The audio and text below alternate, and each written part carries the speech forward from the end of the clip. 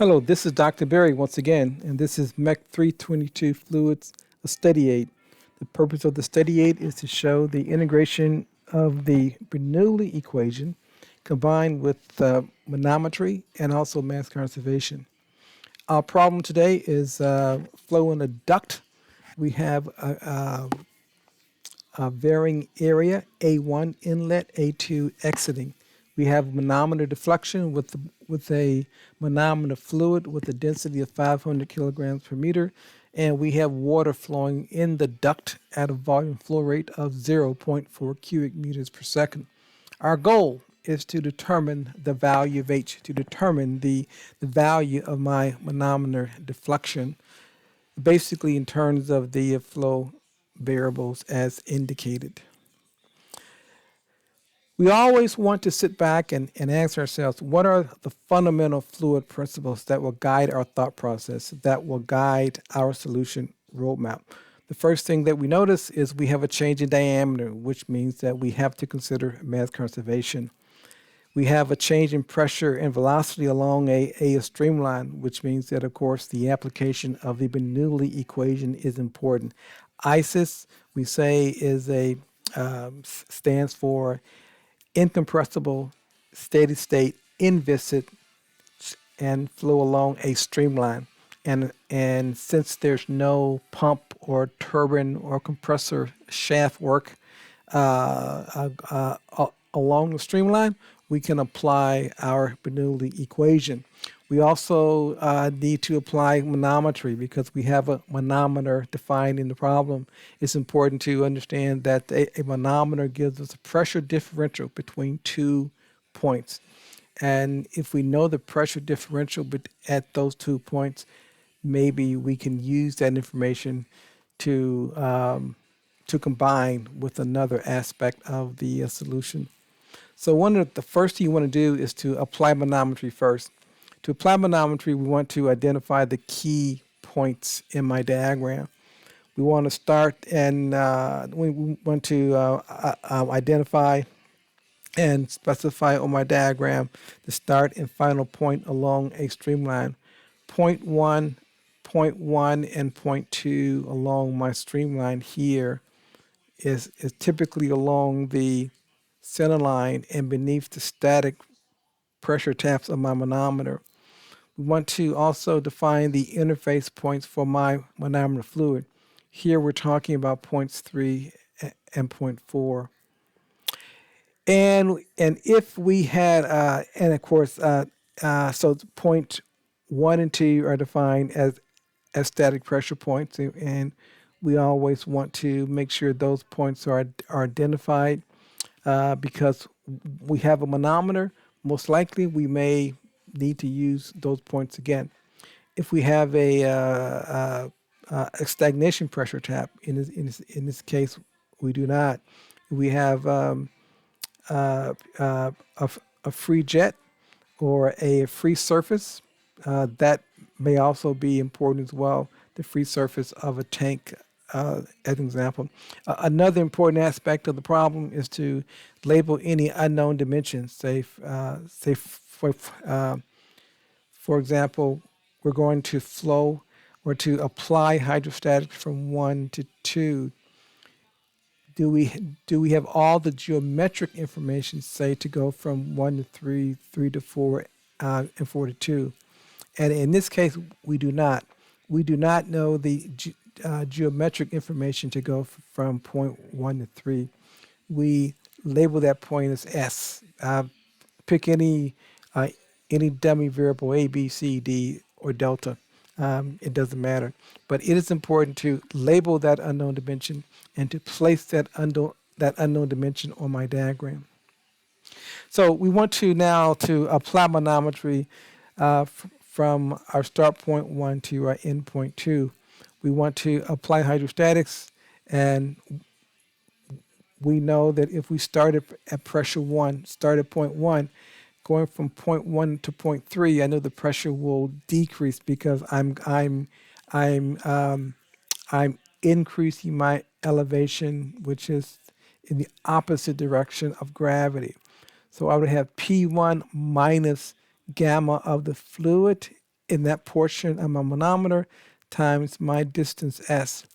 Going from 3 to 4, I know I have gamma sub m, which is the specific weight of my manometer fluid times this elevation distance of h.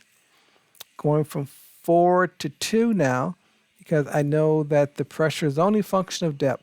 It's not a function of lateral position or going from left to right. It's only a function of z elevation or y elevation.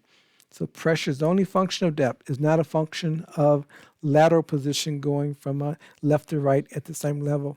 So going from point 4 to point 2, this is plus gamma of water times the distance here, which is h plus s, and that has to be equal to the pressure 2. I note that I have my unknown dimension will actually cancel out. So therefore, I've included this unknown dimension to be complete. Depending upon the geometry, depending upon the problem, sometimes it will cancel out, and if it does, that's great. But to be complete, we have to make sure that we include this unknown dimension in my problem. So when I collect terms, I see that I would have P1 minus P2 is equal to H times gamma sub m minus gamma of H2O. If I divide both terms by gamma H2O, which is the specific weight of water, then I would have delta P over gamma of water is equal to H times gamma sub m divided by gamma of H2O minus 1. Now, if I solve this equation for H, and now I can see that H is an unknown in my problem, so H is equal to delta P over gamma of H2O divided by the ratio of gamma sub m over gamma H2O minus 1, and perhaps I can get P1 subtract P2 over gamma of H2O from the Bernoulli equation. But first, I want to apply mass conservation because I do have a change in diameter. I know that for steady flow, incompressible fluid, that Q, the volume flow rate, must be equal to the sum of the volume flow rate in, which has to be equal to the sum of the volume flow rate out. In this case, because I have the density in rho is equal to the density out rho, so Q is equal to A1 V1, which is equal to A2 V2. So therefore, I can solve for my V1, which is Q over A1, which is 8 meters per second, and I can solve for V2, which is Q over A2, which is 5.7 meters per second. At this point, I have applied manometry. I've applied mass conservation. Next, I want to apply Bernoulli between any 2 points along a streamline. I select point 1 and point 2 along my streamline here, and I know that I'm at the same elevation, so therefore Z1 is equal to Z2. And so applying Bernoulli between streamline points 1 and 2, I would have P1 over gamma of water plus V1 squared over 2G is equal to P2 over gamma of water plus V2 squared over 2G. If I collect terms now, I can see that P1 minus P2 over gamma of water is equal to V2 squared minus V1 squared over 2G. And if I wanted to, since I know V is equal to Q over A, I could, if I wanted to, express my velocities in terms of my volume flow rates Q.